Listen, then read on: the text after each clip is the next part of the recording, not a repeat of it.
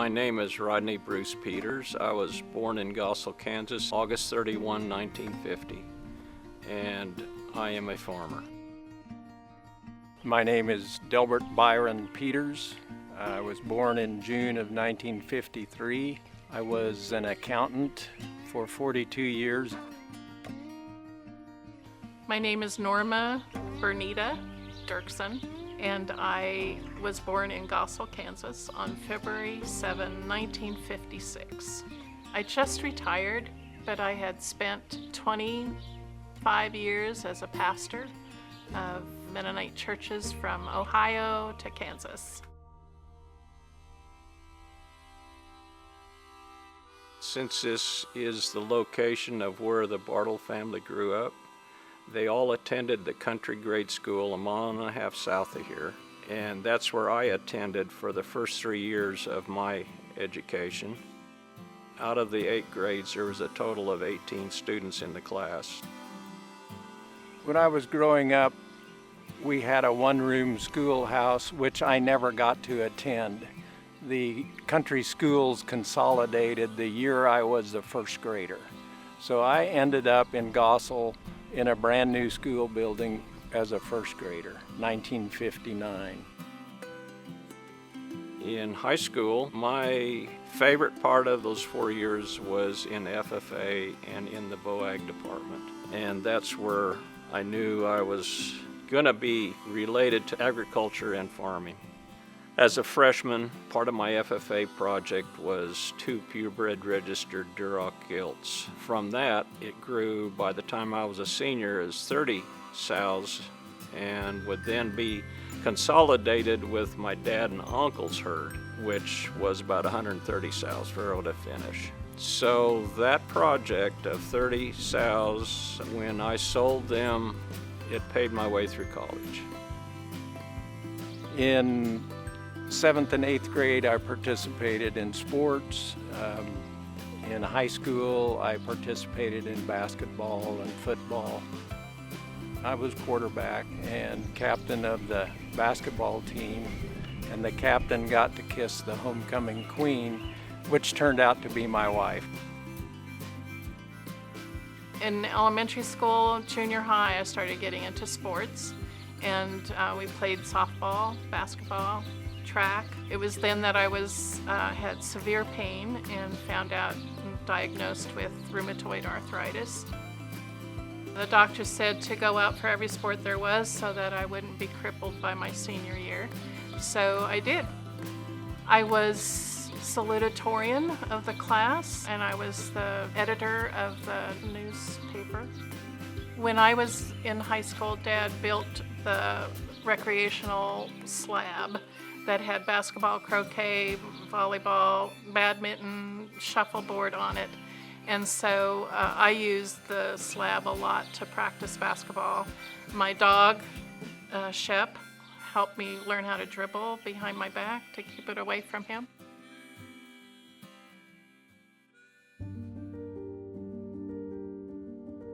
My folks had cattle and hogs, and that was part of our chores daily. We were taught to have responsibility and take it seriously, so my brother and I were expected to do the chores in the morning before breakfast.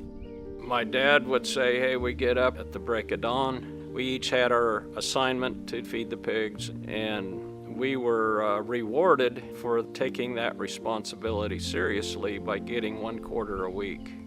You'll probably hear it from my brother that sometimes I came in from choring and he was still putting his shoes on. And so he missed out on 1 quarter a week, but I would do his chore. I remember gathering eggs from a chicken barn and never enjoyed the hens pecking at your fingers. We tried to dairy for a little while growing up. I know we had a few cows, but probably what I remember most is field work. The main crops were wheat and milo. My dad would wake us up and he would drive across the yard and fill the silage wagon with feed. And when he came back across the yard, we were supposed to be outside choring. And if we did it for 5 days in a row, we'd get a quarter.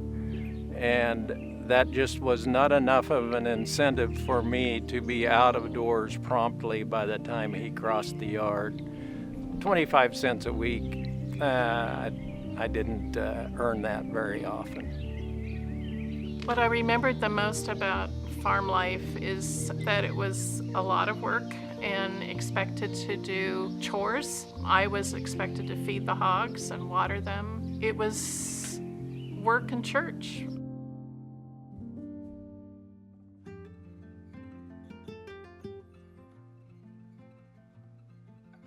My grandfather had 10 children, and they all grew up at this farm. And my mother was the second youngest of the family.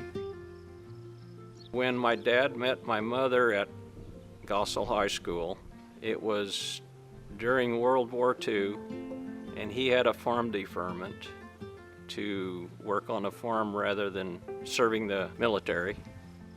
It was my mother's father and mother who were living with us. And the farm here was her home place. So Dad came to live with his new wife at her home place with her parents still in the house. My dad was Ralph Peters. My mother was Martha Bartle. This was her home place, and her brother lived right across the road. It turned out that Otto Bartle and Ralph Peters began farming together. That dynamic worked quite well because their wives got along as well. But they were very successful in farming together. My grandfather, he had 7 boys, and not all of them farmed, but a lot of them did to help this farm get started and evolve over time. And when he passed away, he gave 80 acres to each child. And if they didn't want land, he would pay them an equivalent of the 80. And my dad married my mother, and she had an 80 and the home place. And my uncle across the road had an 80. And so we still farm a lot of the relatives' land that my grandpa gave them. At the end of the year, in a partnership, I saw my dad and uncle trust each other so much that that's when they settled up who owed who what. They traded off income checks, expenses, and whoever owed the other wrote a check to them. And I saw that trust and relationship growing up with my father and uncle. Martha was the second youngest of 10 kids, and I think Dad was the youngest of 8 kids in his family. And since this was the home place, gatherings often happened here when uncles and cousins would come from out of state. The Bartle family, we got together 4 times a year in a massive get-together. I have 100 cousins and relatives from all 10 families. Mom and Dad were in partnership with Uncle Otto and Geneva Bartle. That meant that us children were also friends and played together and were together. Those are still very close friendships to us now. Every Christmas, it was a lot of laughter and a lot of love and a lot of kidding around. Well, and at Christmas, we all had to recite a poem for Grandpa. And it would be a verse, or we'd have to sing Silent Night and do all the actions with the song. But we'd be doing this all for Grandpa. There was always laughter with the Bartles, raucous laughter. And we enjoy being together wherever we are. The Peters family is less boisterous. I don't remember games. I remember us just discussing and visiting. Ralph and Martha met in high school.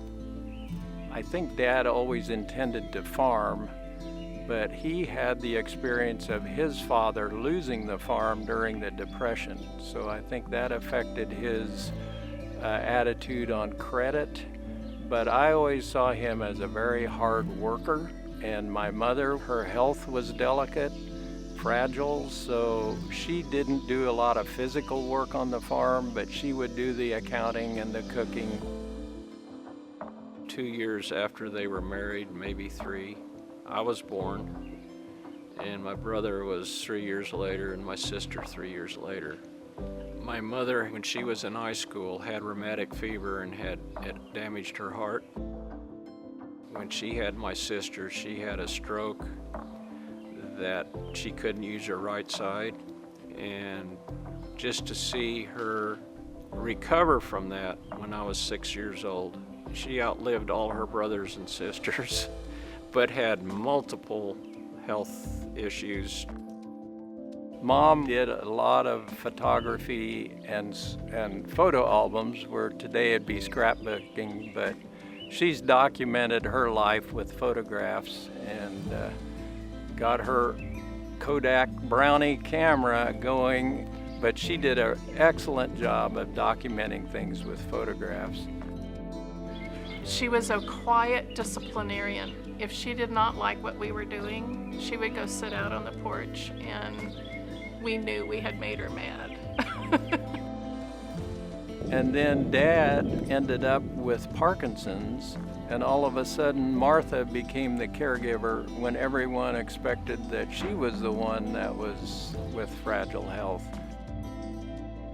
Martha, my mom, had a stroke a month before I was born, so I only knew her as someone who struggled to speak, to get the words out.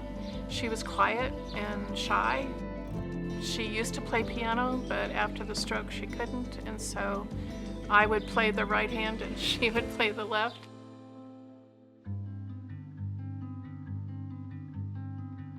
I grew up here with my dad and mom and my grandpa and grandma. There was the 3 generations in this homesteaded farm location. I had the privilege and the experience of growing up with grandparents as well as my parents on the farm, being very respectful for my grandparents and their advice. Mom taught me how to embroider, and so that got me into the craft field. She also did a lot of scrapbooking before there was such a thing with photos. She was a school teacher, so she had encouraged me to do bulletin boards even in the house, and that got me into the teaching profession, so that came from her early on. Dad was a very spiritual person. Anytime that I was with him, he would turn everything into a parable about God. Whether it was riding horse and calling the cattle, he would talk about how the shepherd calls the sheep. You know, he would always link it to some parable. So that was something he taught me. Mom and Dad never yelled at each other. That doesn't mean they didn't fight, but they always resolved it. And that taught us a lot about how to handle conflict or disagreements. So I saw their relationship as very compatible and a good example for our marriage. Dad would always emphasize, you don't start something and then quit. You finish the job. You don't quit a team. You don't quit your job. You finish it. You go till it's done.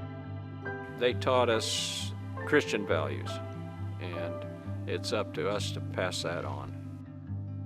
There was never a situation where we wouldn't attend church Sunday morning and Sunday school, and we were taught to respect anybody older than us, like they were our parents. They always had the characteristic of humility and kindness. Everybody makes mistakes, everybody can change. Nobody's perfect, and they included themselves in that category, that nobody's perfect. But I think they instilled that in us, that the way we treat people does make a difference. Their relationship with God influenced the way they saw life here on earth, that there's more to this life than what we experience now, and they were conscientious about life after this one on earth. They were members at Alexanderville Mennonite Church, and they took leadership roles. My mom teaching younger kids Sunday school class, my dad teaching junior high class. Together they were youth sponsors for a while. Dad accepted the leadership position on the deacon board, which was for the spiritual welfare of the congregation. So he was conscientious about his faith. My folks had the perception that Jesus meant what he said when he said, "Love your neighbor as yourself."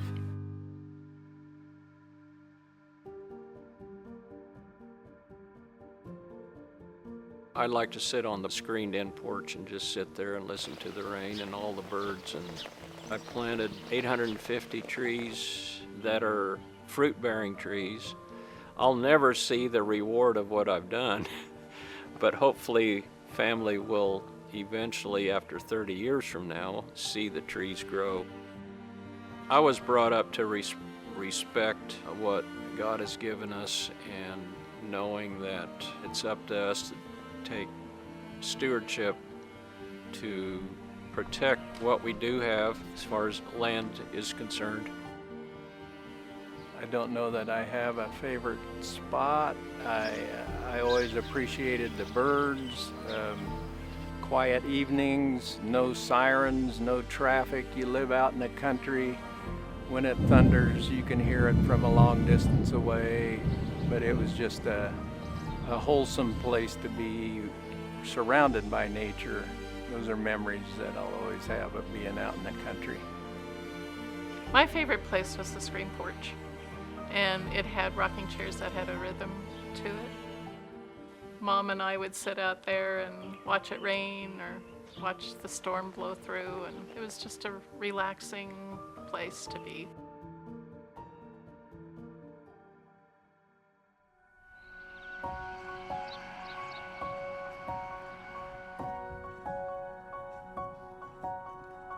I think what I learned from my folks was treat people fairly. Everyone is important.